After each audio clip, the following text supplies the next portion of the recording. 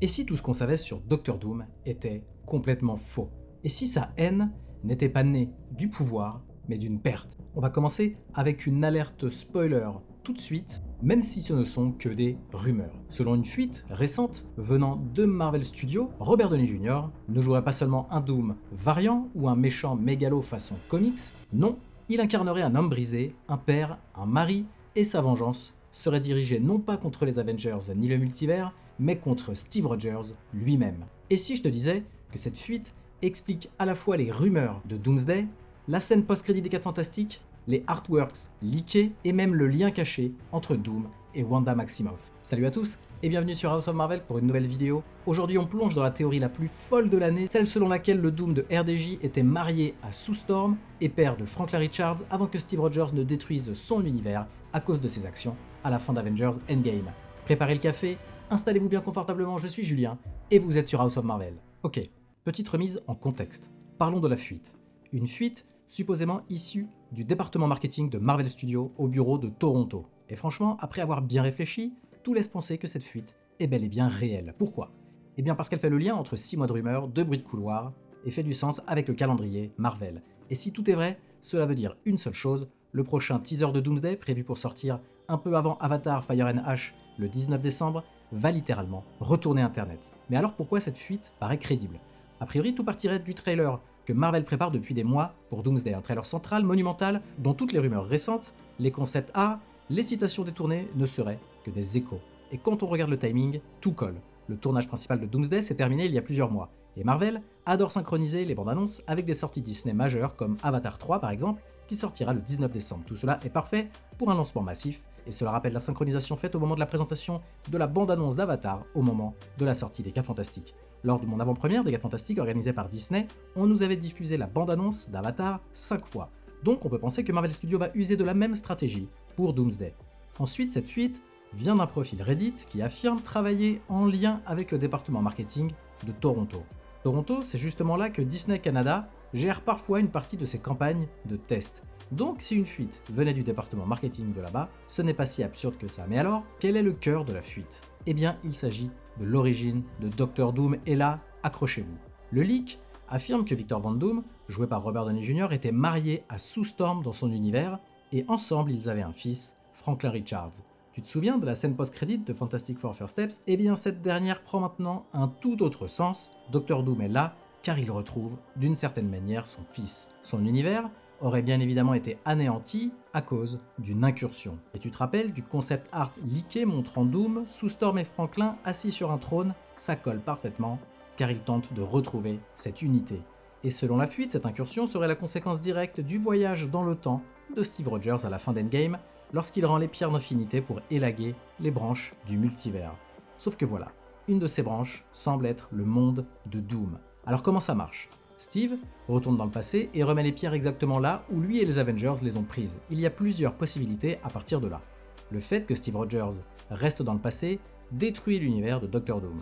Deuxième possibilité, Steve peut ne pas rapporter les pierres exactement aux bons endroits, ce qui pourrait affecter le flux du temps et provoquer encore une fois une ou des incursions. Dernière possibilité, des branches alternatives se sont ouvertes au moment du braquage temporel, dont une dans laquelle Doom, Sue et Franklin sont une famille, et le fait que Steve remette les pierres détruit cette réalité parmi d'autres. Personnellement, je pense, si cette rumeur est avérée, que le choix le plus intéressant est l'hypothèse selon laquelle le simple fait de rester dans le passé provoque la fin de l'univers de Doom, car la culpabilité ira du côté de Steve. Et c'est là que la théorie devient monstrueusement intéressante. Doom est donc un homme qui a tout perdu, sa femme, son fils, son univers, et qui découvre que le responsable de ce chaos, c'est un symbole, le héros parfait, Steve Rogers. Si on y regarde de plus près, c'est exactement le reflet inversé de l'ère d'Ultron et Civil War. Ici, c'est Doom qui va punir Steve pour avoir joué à Dieu et non l'inverse. Et c'est là que tout prend sens, car les fuites précédentes parlaient d'une séquence, souvenez-vous, où Doom débarquerait chez Steve Rogers et Peggy, donc encore une fois, tout s'aligne parfaitement. Après la destruction de son monde, Doom aurait donc découvert que dans d'autres réalités, son fils Franklin et sa femme Sue sont encore en vie. Et sa nouvelle mission devient une obsession, retrouver une version de sa famille. Et là, encore une symétrie, Wanda perd ses enfants et détruit des réalités entières pour les retrouver. Doom perd son fils et va probablement faire la même chose. Cette idée s'aligne encore une fois avec les rumeurs qui évoquaient une romance tragique entre Doom et Wanda il y a quelques mois dans Doomsday. Deux âmes détruites par la perte, obsédées par l'idée de recréer leur monde. C'est donc cette quête qui amène Doom à croiser la version 8 de 8 des Fantastic Four et à collaborer avec eux, pas en ennemi, en tout cas pas encore, mais en allié désespéré. Cette alliance, ce voyage multiversel, c'est littéralement le pont vers Secret Wars. Et si on fait un parallèle avec les comics, ça devient fascinant. Dans le Secret Wars de 2015, Doom devient Dieu Empereur et règne sur Battleworld, vous le savez, un patchwork d'univers effondré. Il est marié à Sue, père de Valeria et Franklin, les enfants qu'il a volés à Reed Richards. Ici, Marvel Studios inverse le paradigme. Doom avait une famille et il l'a perdue. Cette inversion rend sa douleur bien plus humaine et son passage vers la tyrannie beaucoup plus tragique. C'est du pur storytelling Marvel Studios, on ne naît pas monstre, on le devient, exactement comme Zemo ou Thanos par exemple. Et maintenant, si je te disais que tout ce que Doom croyait avoir vécu n'était qu'un mensonge. Imagine un instant Victor Von Doom, génie, souverain, père et mari, découvre que sa vie avec Sue et Franklin n'a en réalité jamais existé. Pas dans son univers, pas dans aucun autre. Cette réalité parfaite, cet amour, ce fils, aurait été fabriqué de toutes pièces par le TVA sous les ordres directs de celui qui demeure. Pourquoi ? Parce que même celui qui demeure savait que Doom était trop dangereux, trop intelligent, trop lucide, trop proche de comprendre le vrai secret du multivers. Alors au lieu de le détruire, le TVA aurait choisi la solution la plus cruelle, le piéger dans une illusion.